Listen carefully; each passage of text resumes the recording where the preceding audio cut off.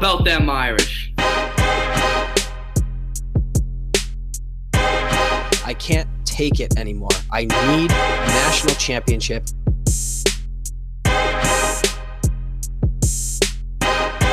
This is the Four Horsemen podcast.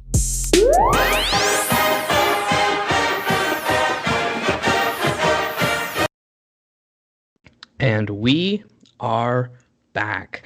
Welcome to the Four Horsemen podcast. I'm Dylan, joined by Steve, and the endless journey through the desert of just nothingness has ended. Our 2 weeks with no football is coming to an end. Notre Dame football is back. We are getting prepped for Florida State. Steve, how are you feeling after this long wait? So bored. So bored. I legitimately, what's today, Sunday? Losing all track of time because of football, because my Steelers obviously had their game also pushed back because of COVID. I did nothing this weekend. It's getting a little bit too cold in New England to golf, so I've pretty much called a lid on the golf season. Yesterday, I did absolutely nothing except play Xbox for maybe 10 hours, and I repeated that performance today. So I don't know. I have nothing else to do with my life, so desperately need some Notre Dame football, and it's going to feel good viewing the Irish on Saturday. Absolutely. It's been, despite boring, our Twitter account has definitely had some fun. Despite not playing yesterday, we had 2 or 3 tweets go viral. Viral relative, of course, to college football, Twitter. Scooter Magruder, that comedian who does cowboy stuff and Florida stuff, is painfully unfunny and tried to compare us to Texas, so we snuffed him out there. And then we pointed out that Iowa State beating Oklahoma, and then 10 months earlier, Notre Dame thrashing Iowa State somehow equates to Notre Dame being overrated. And that is a major problem, and that tweet blew up as well. So things are great for us because the fact of the matter is everyone's obsessed with Notre Dame.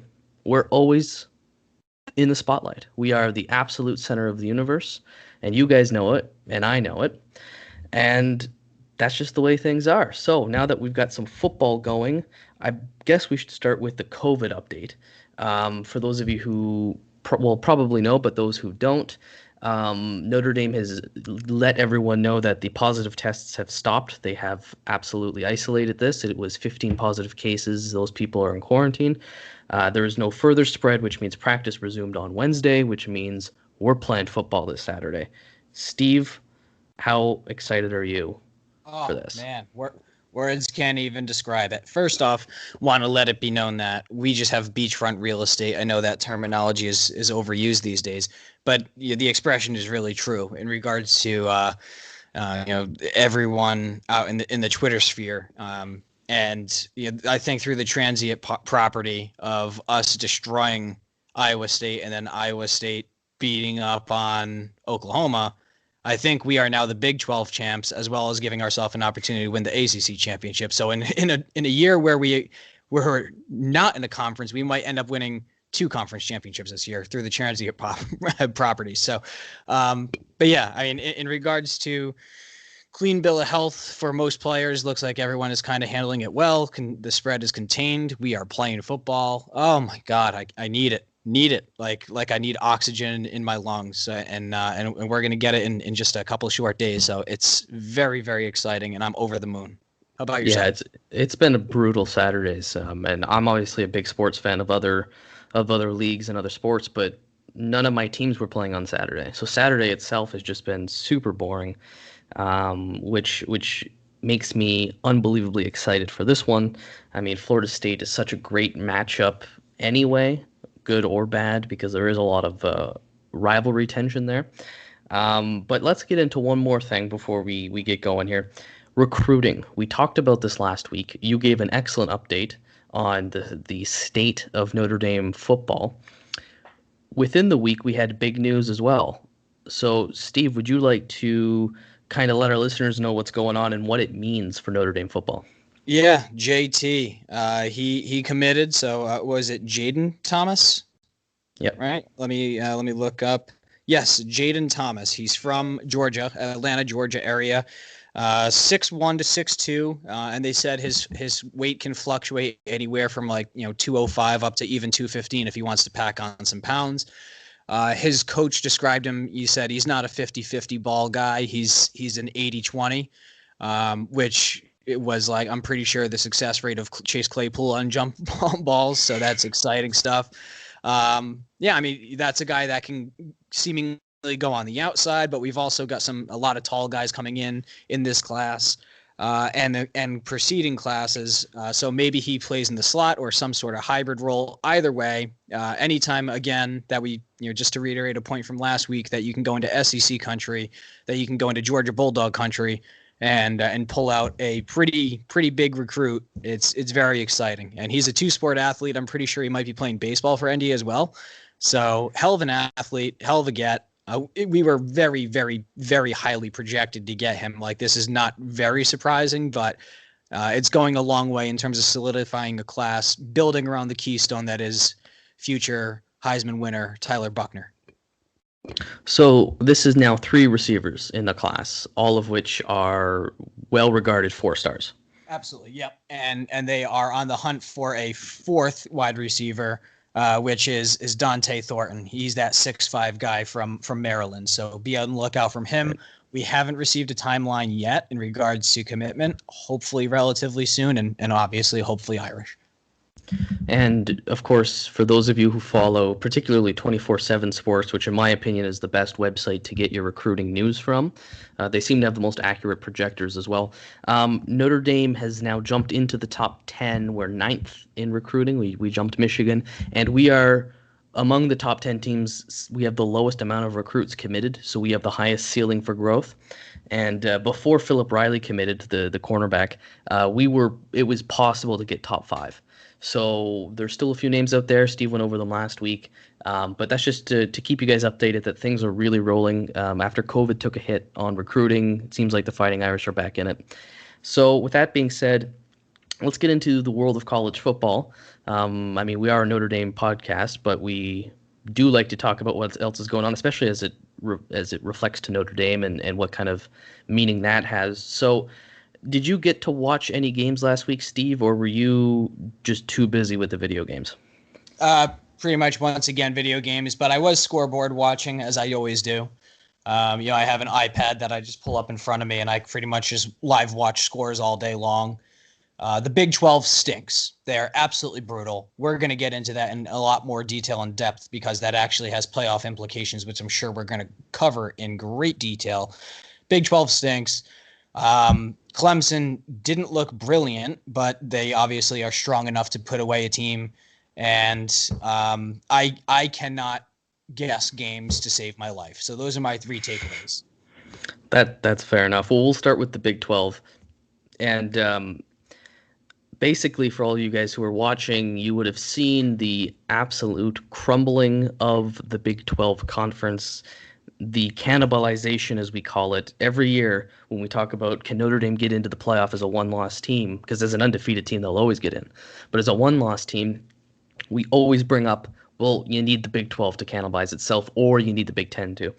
And it seems like this is the year it has happened, because 3 weeks in, both Texas and Oklahoma not only have a loss, but Oklahoma has 2 losses, which has effectively put them out of the playoff within 3 weeks of the season starting. This is amazing, since Oklahoma has been in the playoff every year for at least the last 3 years more.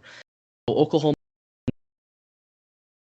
and here's the kicker, they play each other next week. The Red River rivalry at AT&T Stadium in Texas, the neutral site zone, that's where the Cowboys play. That will be the home of the game next week, and that could be a de facto playoff eliminator. In my opinion, I think the Big 12 is done already. Texas can't really survive with that loss to a decent TCU team. But I watched all the games, even when I don't have anything to do on Saturday and I want to be productive. Look, college football's on TV. I'm watching college football for 9 hours. I can't get around it. Even when I want to procrastinate, it's too easy. So the Texas game was really fun to watch because it wasn't super high scoring and it was very close. And it was also the most Texas game ever because they fumbled the ball on the goal line with 5 minutes left to take the lead. So TCU recovers, wins the game, and that's a rivalry game there too. So that puts Texas kind of out of it. They could theoretically still get in if they ran the table. Oklahoma, on the other hand, in prime time, lost to an Iowa State team who Notre Dame absolutely pummeled 10 months ago. Same quarterback, mostly the same team. And it's really questioning what is going on in Oklahoma because that was kind of a defensive game for a lot of it. And then it's not like Oklahoma played poorly. They got beat. They got beat 2 weeks in a row by a team who shouldn't have beat them. So the Big 12 is an absolute disgrace right now. Iowa State's probably, I suppose maybe Oklahoma State is still in it, but in my opinion, I think this conference is done. And the Big 10 hasn't even started yet. That's how pathetic this has been. I'd like also to talk about the SEC. I don't know if you got to score watch at all, but we got some big news out of there. First of all, Alabama absolutely mauled Texas A&M. I'm sure you guys saw that. A&M put up a fight for a little bit, and then Bama did what Bama did. That was a big question for me, as I don't know much about this version of the Nick Saban team. So to see them come out that well is scary because, Bama is still Bama. Also, Georgia, I did not see this coming. Did you expect Auburn to get pitifully castrated in Georgia? No. Not at all. Not at all. I honestly, exactly how this game played out, I thought it was going to be the exact inverse. And I obviously was just totally wrong. I mean, we know Georgia's defense is absolutely incredible. They are very, very legit. Their offense is at times anemic, and sometimes they're slightly average at best. So it's like, I didn't see Bo Nix just throwing up an absolute stinker. Gus Malzahn's too good of a coach for that game to be, for him to put up one touchdown. What was it, like 27-7 or some shit like that? Right. Yeah. So it was an ugly showing for the Auburn Tigers. I just totally called this game wrong. Still not overly impressed by Georgia, but that defense is something ferocious where it does put a little bit of fear in me, if we're being honest. Yeah, a lot of athletes out there. That's what I noticed watching that game. From what I did watch of it, I mean, it was such a blowout. It was not important. But it brings up a good question. Had Notre Dame gone to Athens last year and did what Auburn did, we would have been kicked out of the NCAA. We would have been laughed at. We would have been called overrated. And this is why this narrative needs to die. Notre Dame is not overrated, right? Auburn was overrated. Oklahoma was overrated. I just can't believe how poorly Auburn performed because I think Georgia is vulnerable this year. They did impress me, and in my personal rankings, I moved them back into the top 5 for that. A side note, too, Florida beat South Carolina quite easily. It was close for a while, but that's something to keep an eye on because Florida is the new dog in town. I know they were the big boy in town about 10 years ago, but after kind of a rebuild, the Gators are now hanging in there, and that's something to keep an eye on. With just a quick note, without Felipe Franks, they have a chance to actually win big games. Well, that's a ricochet shot, but I'm sorry, I had to be a little bit mean. Florida with a quarterback is a little scary because that's something they've always lacked there since probably Tim Tebow, and they've had some good production there. So ACC, obviously the conference that matters to us, it was pretty much a bye week for most people. The only thing of note was Pitt lost in a very heartbreaking fashion to NC State. I don't know if you saw this, Steve, but Pitt takes the lead with about a minute left in the game, and they fail on the 2-point conversion, if I recall. So then NC State gets the ball with a minute left, marches all the way down the field, and actually scores a touchdown. So maybe there was no 2-point conversion. My memory is a little foggy here. But NC State essentially, it reminded me a lot of that. Do you remember that Stanford game in 2014 where Everett Golson on 4th and 10 at the 30 hits our tight end deep in the corner to win the game as time basically expires? I don't know if you've recalled that. No, I do. I remember. I believe it was Durham Smythe. Yes. So that almost happened again. North Carolina State did a very similar play, and they knocked out Pitt. So this whole Pitt might be a threat thing seems to be illegitimate. And then Clemson beat UVA, like you said. It wasn't super impressive. They did let them hang in there. But at the end of the day, Clemson did put them away in the fourth quarter. So something to keep an eye on there. The ACC, of course, is really packing some heat.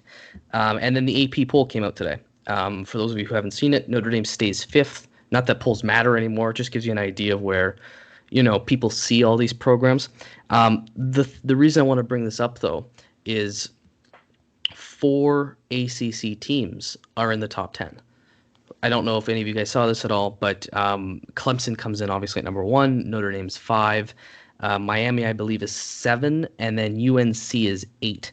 So the funny thing is the ACC, which gets laughed at as being the weakest conference, which we laughed at for getting an easier schedule when joining, currently has 4 top 10 teams, which is more than, off the top of my head, I think any other conference. So that's pretty impressive, I think, for the ACC. Did you see this coming at all, Steve? 4 teams in the top 10? UNC, I did. They basically came out of nowhere. They were not on my radar. Miami, they're always at risk to be frisky. I love that term. Miami always has a chance to get into the top 15, top 10, and make some noise. They until they sustain some success over the course of 2, 3, 4 year periods, then I never take them too seriously. But when Miami's riding a heater, and especially when they have an incredible quarterback like Derek King, they can make some absolute noise. And I think they have a big matchup this week, I'm pretty sure, which we'll get into. So yeah, I mean, UNC came out of nowhere. Not surprised by Miami, but would like to see if they have any staying power. And then obviously there's ND and Clemson. So, it's watered down a little bit. You taking into account that there's no Pac-12, which, I mean, there might have been 1 team in the top 10. There's no Big Ten, which probably would have had 2, possibly 3 teams in the top 10. No, so they're there. They voted on them. Ohio State is 6th, and Penn State, I think, is 9th, and then Oregon came in at around 12. I think it's surprising to me. I think the big reason is that there are so many upsets, and that's kind of pushed a lot of top 10 teams down. So the question I have you, and the question I have the listeners, does this feel like there's more upsets happening this year, or have we just forgotten how college football works? Or is this just genuinely a very different year where there are way more upsets than usual? I think that this is a hybrid of the two. I forgot how sports worked just because my brain, just like COVID brain, obviously. I think everyone kind of forgot the thrill and how everything works, because it did not feel normal whatsoever getting back into the swing of things this year. And then also there have definitely been more upsets. I mean, this is the first time, I believe, in like a matter of decades that Oklahoma has lost 2 games in a row. It's very strange. It seems like anyone can lose on any week. And yeah, I mean, it's I think the last time there was a year like this wasn't it the year that like West Virginia got all the way up to number 2 and then they got knocked off by like USF at that time. And I feel like there was an upset literally every week. Like Texas Tech beat Texas, with Michael Crabtree I think that was like 2004, 2005. Thinking like Pat White and Steve Slayton back at West Virginia. So like, I don't think we've had a year genuine like that for a long time. There's been some good years for upsets in recent history, but that year was particularly insane. And we are already on off to a very hot start. And I think a big part of that is, you have a lot of programs that didn't get as much practice, not as much walkthrough, not as much coaching up. And right now, I don't know what to say. I think the disparity between coaching staffs is really showing off. And I think a lot of top tier programs are just able to live off the fact that they're able to get great athletes, but they don't particularly have the best coaches. I'm looking at Oklahoma.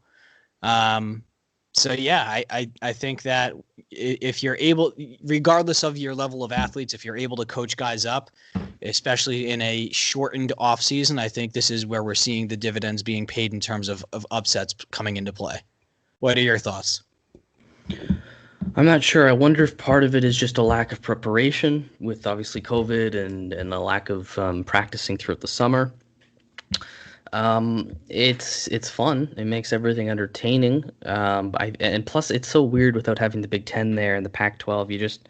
You don't know what's going on really. So it does feel like an odd season. And I think once the Big Ten comes back, if we see this continue, like if we see Penn State get knocked off and Ohio State get knocked off, then it would feel like this is an absolute bananas season. But unless you have anything else to say about, the college football world, any teams in specific, we could get into the prediction game, something we've been doing for a while. All good? Yeah. So last week, week 5, you and I got screwed over by an overtime game. West Virginia beat Baylor. Baylor threw an interception in the second overtime period, and that cost us. P-Wagon is absolutely on fire. He went 3-0. He is 10-2 now on the season. You're 4-8. Michael, one of our best fans, is 4-5, and we're 8, and myself 8-4. So this week, I have made the executive decision to make it a 5-game prediction week like we did last year. The SEC has enough interesting stuff going on. The Big Ten's about to come back. So instead of 3 games, we're going to 5. So, Steve, I hope you're ready. First game. Let him rip. And by the way, I thought I was going to be okay taking just straight up chalk last week, basically. And the fade Steve movement, I think, has almost got to be in full swing at this point because I just cannot buy a victory. But please lead us into game 1. Yes, whatever he picks, you guys should bet against. That is the absolute truth. And to be fair, we all really took a whiff on Auburn last year. I mean, you, myself, and Michael, we all thought that the underdog, they were a 7-point underdog, would win, and we look like fools now. So let's get into the first game. There's a bunch of noon kickoffs, so they're all the same time. The 19th ranked Virginia Tech Hokies are going to the North Carolina Tar Heels. This is the 19 versus 8 ranking. Huge ACC matchup. They're both 2-0. Steve, have you put some thought into this one? I've put too much thought into this one. Too much. Normally, Virginia Tech is better than UNC. But this year, UNC is significantly better, and I think they have a pretty decent coaching staff, and all things considered, they're playing pretty well. But now that there's mounting pressure on UNC, are they going to be able to live up to a top 10 team? But they're at home. But that's how I've been thinking and drawing it out. So under normal circumstances, I would say I'm going to ride with Virginia Tech, but I'm going to fade myself. So I'm rolling with UNC. So I don't know. That's probably not going to work out well for me because I really like Virginia Tech in this game, but I'm riding with UNC just to try to fake myself out. That is some galaxy brain level reasoning. Yes, it is. Do you struggle with anxiety at all? ADHD. Okay, overthinking things. Yeah. Although I'll give you full credit here, I think this is a lot closer than people think. I don't think the rankings are a fair example of how close this is going to be. Virginia Tech beat a good NC State team week 1. I thought a lot about it too. I'm also going North Carolina. The reason being the difference for me is quarterbacks, and they tend to have, I think, a better quarterback in this game. So North Carolina it is. I believe, may as well throw it in there too, I believe P-Wagon also took North Carolina. So, second game, big rivalry game. I think if things go a certain way, the Big 12 is absolutely done. Red River rivalry, Texas at Oklahoma. It's a neutral site game, but that's the way it is this year. Who do you got, Steve? Yep. My heart says that Texas is the better football team. No, wait. I don't know. Again, so see, this is I'm just overthinking like a son of a bitch. Basically, I just want to will this into existence. I need Oklahoma to win. Therefore, both OU and Texas in week 4 will have 2 losses each, effectively eliminating both of them from the college football playoff.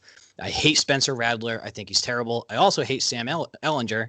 just hate his freaking guts. So, yeah, I mean, I think I'm picking OU because I'm rooting for OU. So I have to pick who I'm rooting for. And I think that Texas is the better team, but I have to root for OU here. Interesting. I agree. I know Texas is not the team with a losing record, but Oklahoma hasn't really been bad. If you take a look at kind of some of the advanced stats, their efficiency scores are still good. They are losing tight games to teams who can score, and that's Oklahoma's weakness.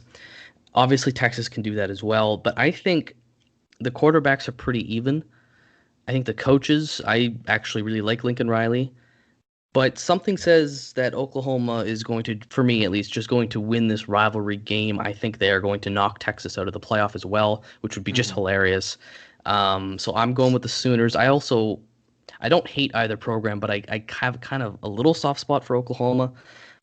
So Boomer Sooner it is for me this week. I'm the complete inverse. I actually hate OU, but I do have a soft spot in my heart for Texas. So. Because of Friday Night Lights? Exactly. Yeah. I mean, yeah, you have to love Texas because of Friday Night Lights. There's no other way if or ands or buts about it. But P-Wagon did, in fact, take Texas. So horns up for him. So that was his choice. But yeah, I'm partial to Texas. If I were a recruit, they would definitely be in my top 5 for consideration. So a great program that they just can't seem to put their stuff together.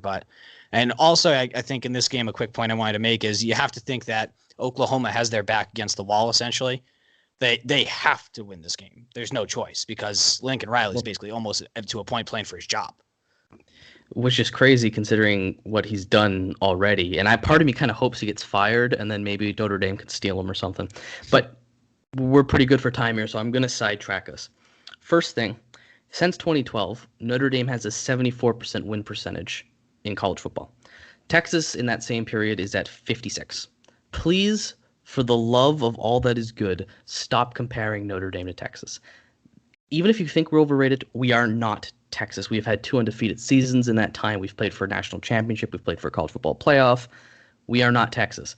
Texas is like Tennessee level overrated, and I won't even say Michigan. Michigan isn't as overrated as Texas. That's how bad Texas is just as a program in the last decade.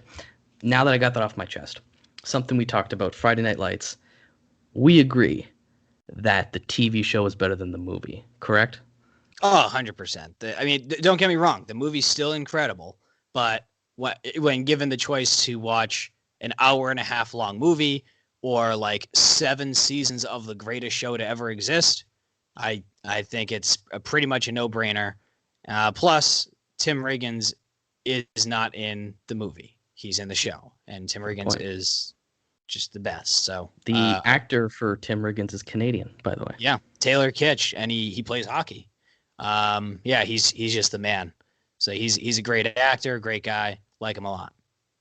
And this is an extremely controversial take that we're doing on the podcast without P-Wagon, because P-Wagon is very much and very adamant in favor of the movie over the TV show. So this is a little blasphemous.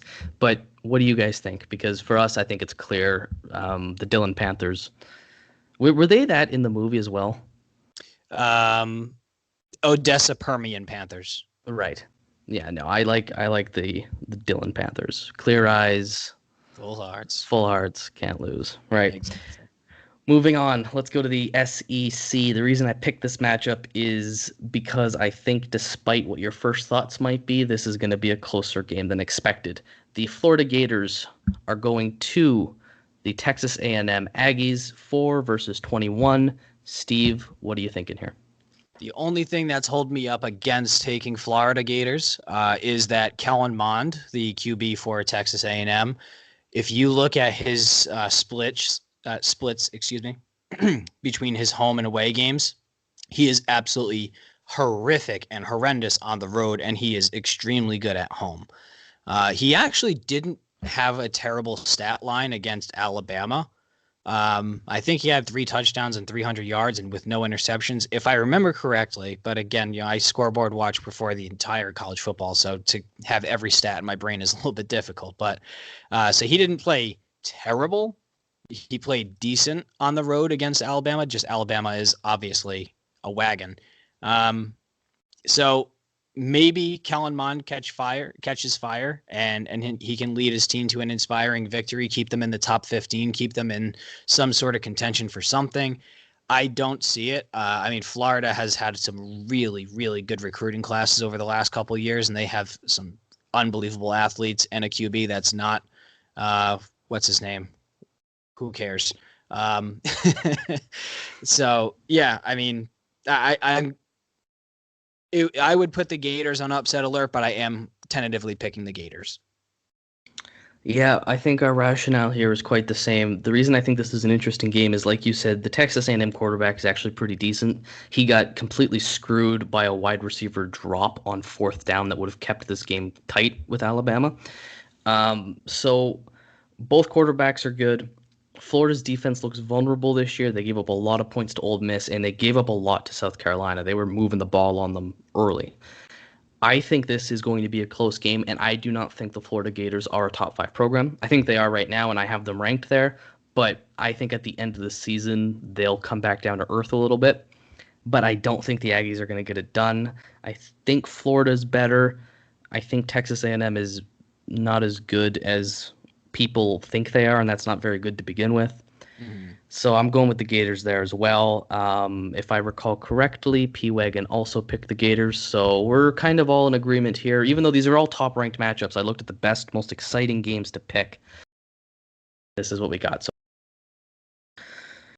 moving on, SEC matchup, and this is another interesting one.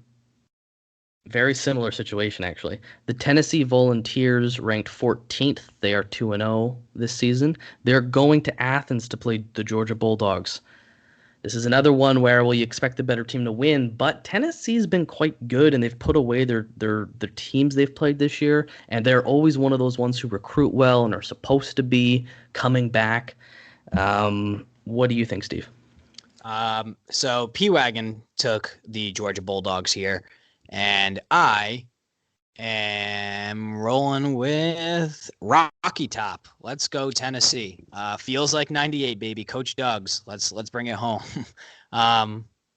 Yeah. Again, I think that the Tennessee offense is much better than the Georgia offense. Georgia defense is significantly better, but you just never know. It's a crazy year. I almost said wild and crazy at the same time. So wild year for college football. There's been too many upsets already to just kind of not assume that something else is coming down the pipe here. So I'm gonna roll with the Vols. How about yourself? Well, I'm glad we're disagreeing, because this could have been 2 weeks in a row where we had everything the same, and that would scare me. I think everything you said is valid. I think Tennessee is going to put up a good fight, but I think Georgia is going to win this game. They could get complacent like they did last year against South Carolina, but I think at home, I think I like the Bulldogs. But that'll be another interesting one too, right? That's going to be potential huge upset, right? Tennessee, it's a big game for them too, right? Can they finally prove that they're back? I know that's such a trope now and such a meme about Texas, but it applies to Tennessee. And I think Tennessee as a program desperately needs this, since they're never going to beat Alabama football again. So let's get to the main event, College Game Day. This is easily, in my opinion, the sexiest matchup in week 6 of college football. Mm-hmm. We got the Miami Hurricanes, the U, going to, and it's unfortunate that they're playing on the road, but they're going to Death Valley and playing the first-ranked Clemson Tigers. Steve, give us your hottest take. Clemson doesn't have a great secondary, and Derek King is going to have himself a game. That's my hot take. But my cool throne take, whatever, however the hell you want to call it, Clemson's going to win the game.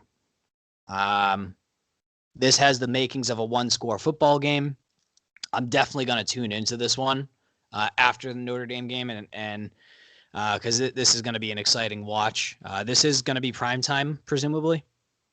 Mm-hmm. Yep. Okay. Perfect. Yeah. So I think Clemson pulls out a tight one, but they're going to be tested, and I think it's going to be good for them to be tested. I think it's going to put hopefully a seed of doubt in their minds going forward as they eventually come to South Bend. Yeah, I thought long about this one. I'll start with the betting line. I took a quick peek to see where the line was, and it's opened at least on Bodog, Clemson minus 14, which seems high to me. I think that's going to be bet down, and if I were to make a bet right now, I would I'd put my money on Miami to cover 14. I think this is going to be a tight game because both quarterbacks are good. We are huge fans of King. Obviously, we know what Trevor Lawrence is. I think this is going to be a very, very good football game. But like yourself, I'm taking Clemson. I think they're just going to be too good at the end of the day. But just think about it. What if Miami beats Clemson? You'd be setting yourselves up for a Hurricane Fighting Irish ACC title if we were to beat Clemson. So I'm super excited about that. I know P-Wagon took Miami because P-Wagon is full of hot takes. So if you're riding the hot hand, P-Wagon might make that happen. Do you have any other thoughts on any of the games before we go to Florida State? It would be one hell of an experience for our only year in the ACC if we were to beat Clemson at home, as underdogs, and then after they had lost to Miami, and then we get Miami as a Catholics versus Convicts ACC championship game. That will be awesome. So I'm going to be low-key rooting for that exact scenario to play out, which is a Clemson loss this week, then a Clemson loss against Notre Dame. Obviously, I want Notre Dame to win all the time. And then a Catholics versus Convicts, ACC would just be off the charts. And we definitely have to avenge that loss we had a couple of years back, obviously. So, I don't know. I have so many thoughts that I can put out there because I have an ADHD riddled brain, but it's just better that we move on. But dang, what an exciting matchup. Yeah, I fully agree. Although, hey, by your own logic here, you picked Oklahoma to win because you wanted them to win. And now you're cowarding out when it comes to Clemson, Miami. I also need to catch up in the win column against you guys. All right. That's fine. That's why I moved it to 5 games, so there's more chance for you to either get in or blow behind. Well, it's all in your hands. Yeah. Exactly. So let's get to the feature matchup. I can't believe we're actually doing a preview again. It seems like it's been so long. But the Florida State Seminoles, I got to be honest with you, and I do consider this a bit of a rivalry game. And I know I'm the historian here, but I have actually thought that Notre Dame and FSU have played way more than they've actually done in history. I just looked it up now. I thought it was similar to the Miami series, and I thought it was a similar outcome where they've had some great games, but Notre Dame leads by like 10. Not true.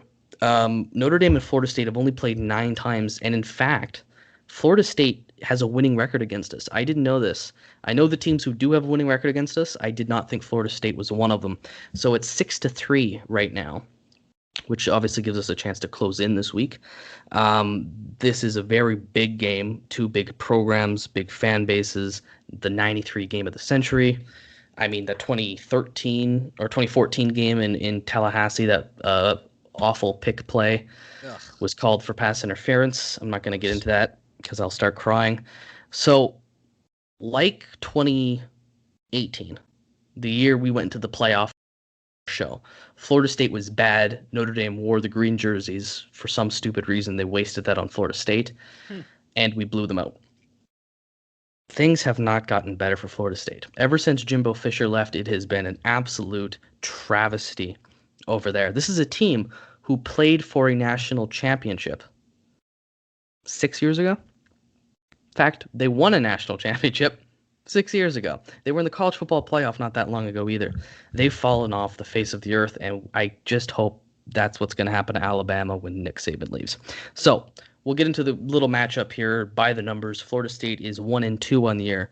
Their losses are to Georgia Tech. They lost 16-13 against the Yellow Jackets. Then they go to Miami to play their arguably biggest rival, them or the Gators, and Miami destroyed them by 42 points. Blown off. Doors were blown off. Then this week, they play FCS Jacksonville State. And they won, but they shouldn't really be proud of that because they let them hang in there too long. And in fact, Jacksonville State led for most of the game. So Florida State has had a very, very start of the season. When we look at basic efficiency scores, SP+, Notre Dame is 5th in the country right now. We have the 12th rated offense and the 5th rated defense. Now, however, this does include teams who haven't played yet, so it is kind of a projection stat. It's meant to be predictable, not descriptive. So that's that. Florida State, on the other hand, has, compared to our 5th ranking, they are 46th.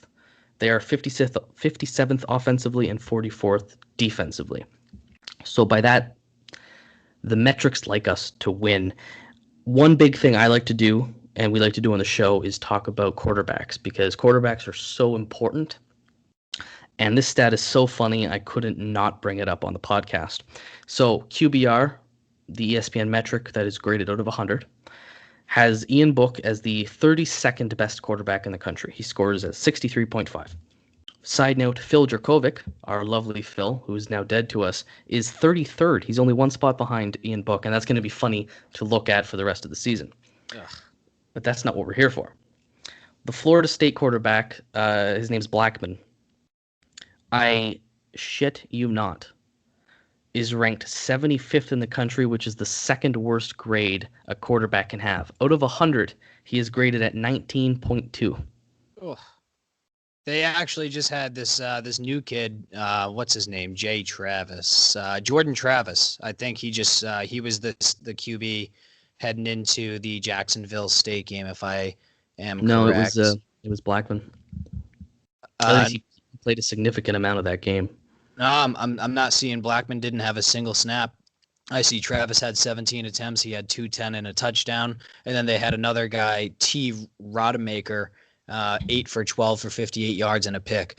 So actually, Blackman's not even playing anymore. They're on to their next QB down the list. And I actually see that they had 3 quarterbacks play in their 42-point loss against Miami. So that, I mean, if you have 3 quarterbacks, I don't even think you have 1 quarterback. So they're in a world of trouble right now. They were losing to a Jacksonville State. I mean, I got to bring this up because the stats I'm seeing, he did play against Jacksonville State. Oh, well, we're getting 2 sets of stats here. So in real time, you're seeing behind the scenes glance at the the Four Horsemen podcast. So sorry if there's any misinformation going out there, either by myself or obviously Dylan, but we're just trying to kind of get a handle on what the heck we're going to be seeing. And I think that Florida State is manipulating Google to try to get in Notre Dame fans' heads. So that's my only take from that. Either way, the quarterback is going to be bad. Ian Book is not having the best season, but is going to be a lot better. One last thing before we get into your guys' reactions. The win probability metric, which kind of evaluates the 2 teams and pumps out a number. And obviously that's not always right, but it's just to give you an idea of what's expected. I've never seen it this high in my life. FPI gives Notre Dame a 95% win probability on Saturday. Against would you consider them a blue blood program? No. Borderline-ish, but not quite. Yeah, against a historically great program, that is super duper surprising to see 95%. I would even be surprised to see 80%. I would say, anywhere from high 60s to mid 70s would be pretty much kind of where we'll usually fall in against teams where we're, favored against that are still like good programs. But for, what a fall from grace for this program out of Tallahassee. I don't know what's going on with them. They can't find a coach worth a shit. Their recruiting is just terrible. And everything is just seemingly completely falling apart. So I almost feel bad for them. But then again, I don't, because I hate Florida State for beating us a couple of years back with that stupid pick play. So And also worth noting, we've talked about this multiple times before, and obviously it's going to be a recurring theme, but especially in a year we're in a conference. But shared data points here. Let's just say that there were to be some sort of a miracle where Miami is able to pull off the win against Clemson. Miami had a 52-10 win against this team. So we have to show up and we have to ball out. We have to step on their throats. We need, Brian. We need more of Brian Kelly not being the nice guy, shutting this team out. I don't want to see any points against our defense, and we need to just blow the doors off them for a shared data point. So, I mean, that's kind of just like my initial thoughts of them. And if you had any that you wanted to hop in, whether it be statistical or analytical, otherwise, let us know. Not really. I just think that's a higher win probability than USF was. I think USF was maybe 80%. So it's just sheer shock to see Florida State, even this bad Florida State team, be given a 5% chance of beating Notre Dame, which should obviously make nobody feel comfortable, because if there's anything about Notre Dame football, it's that we tend to upset you. So I guess we could move to a Twitter poll we ran for you guys. We asked the question, what are your score predictions, and does ND cover the spread? Now, the early line per Bodog was -21. Notre Dame to cover 21 points. So the poll asked ND to cover, ND not to cover, or a push. And 61% of you think that Notre Dame will cover 21. 31% think you will not cover 21, and 8% think it'll be 21 exact. So some of the top comments I'm just going to pull out here, because we love interacting with you guys, and we like getting you on the show, whether it's physical or just, in spirit or through something you've said. We like to be a mouthpiece for this great fan base. So Dave Hodges, at big_D Hodges, says, no more Mr. Nice Guy. BK puts it on them. Fully agree here. I think Dave Hodges knows what's up, and I think that kind of echoes what you just said, Steve, right? No more Mr. Nice Guy. Yeah. Do you think that kind of mentality is now starting to percolate in the fan base and even perhaps in the team, that we all are starting to see, enough of this nice guy shit. We're going to go stomp on your throat. Do you see this happening in the fan base? Yes. I don't think it was us being the nice guy before, but it was I think that I'll probably speak for a large majority of the fan base when I say that it wasn't particularly a mean streak that we had. It was just like, please God, just win the football game. I don't care how, just please win the football game. Obviously, for your opponents, it would be nice to always win big, put up the stats, be fancy, look good for the polls. But it was just like, you know what? It's Pittsburgh. If we win by a touchdown, because of Miles Boykin making some great plays down the stretch, then it doesn't matter. Just win the football game, right? Northwestern too. Yep, Northwestern, Virginia Tech last year, which was just like, you know what? It wasn't great, but we had a fantastic final drive and we just won the game. And that's obviously we're not thrilled about it, but like it is what it is. We won, move on. I think a lot of people are getting past the win and move on, survive and advance mentality into, we should be a junkyard dog. We should be, a really, in a manner of speaking, quote unquote, mean program where it's just, we are going to show up. We are so much better than you, and we are going to blow the doors off of you, and you are not even going to know what hit you. And that's what the mentality should be at this point, which is we should be looking to win every game 52-0 like we did 2 weeks ago.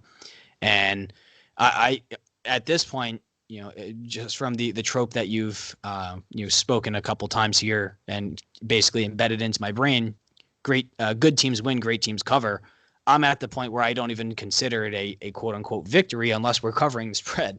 So if the spread is 21 here, I want to see Notre Dame winning by at least 35 points. Like, it seems like a low spread.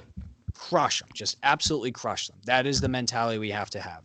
Ian Book Ian Book's a game manager, but I also want our game manager QB to go throw for at least 250 yards and 3 touchdowns and just blow the doors off this team and just shut them down and just beat the crap out of them. And that's, I think, the mentality a lot of people are kind of transitioning to as we've recruited our way into a really, really solid program.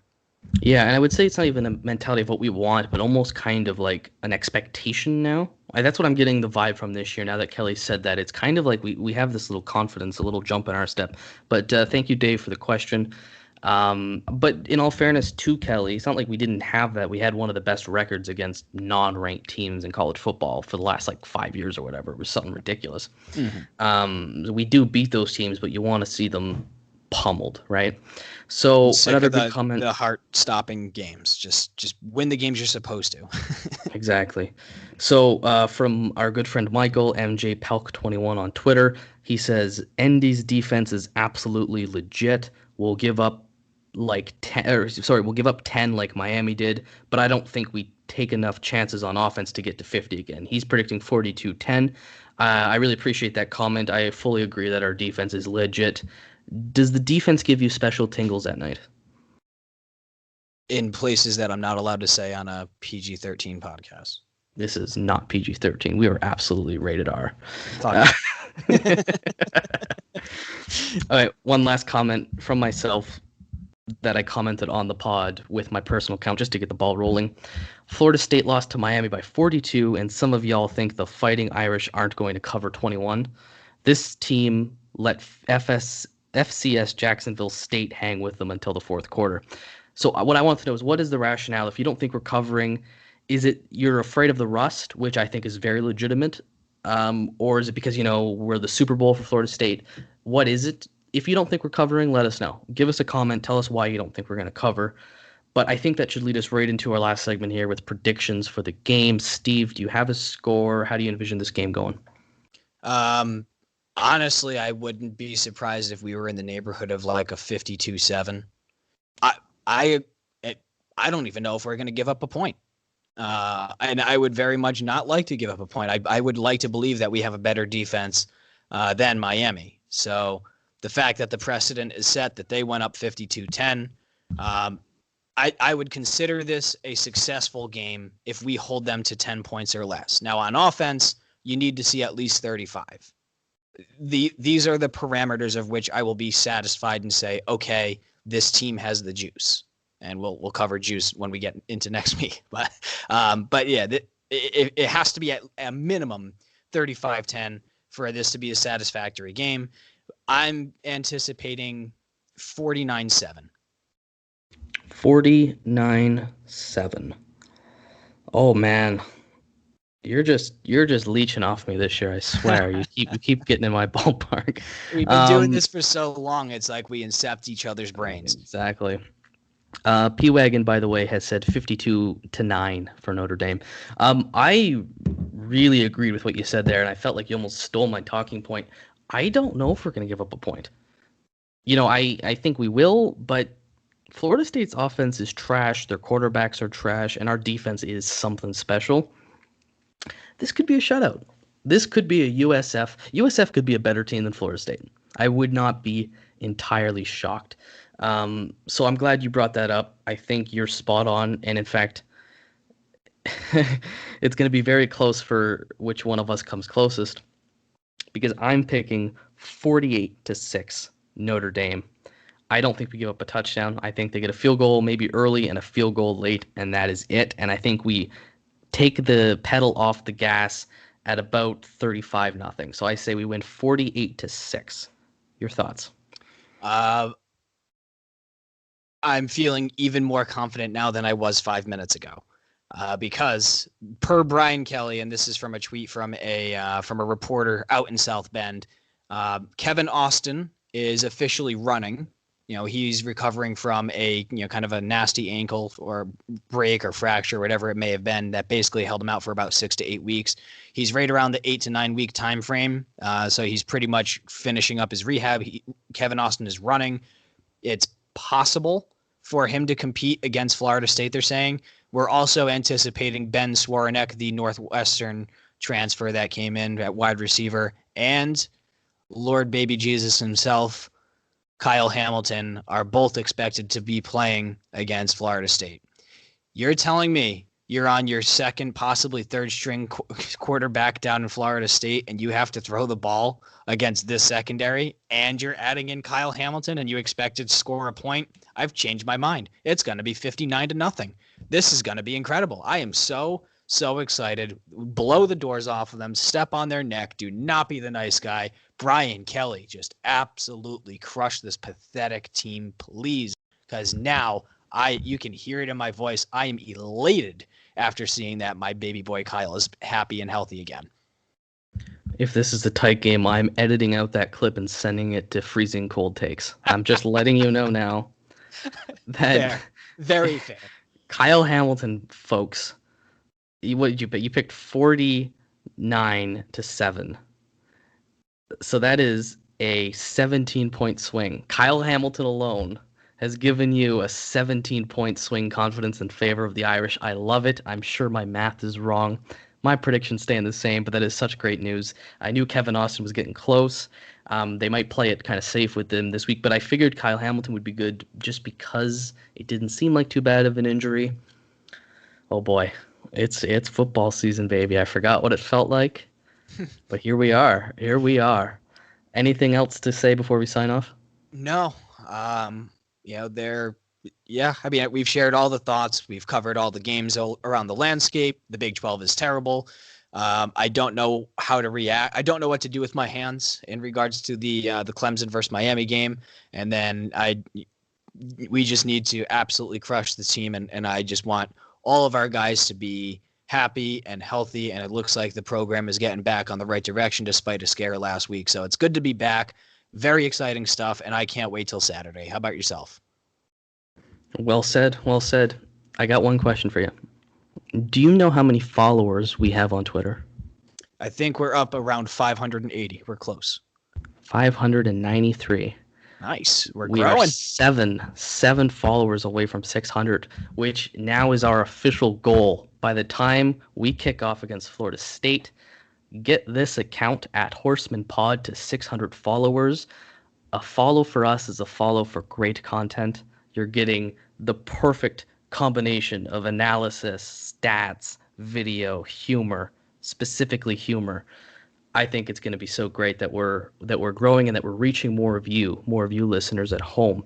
So if you like the podcast, consider giving us a 5-star review on Apple, wherever else you can give reviews, and give us a listen. Share us if you can, because we love having you, and we enjoy doing this. So with that being said, go Irish, destroy the Seminoles.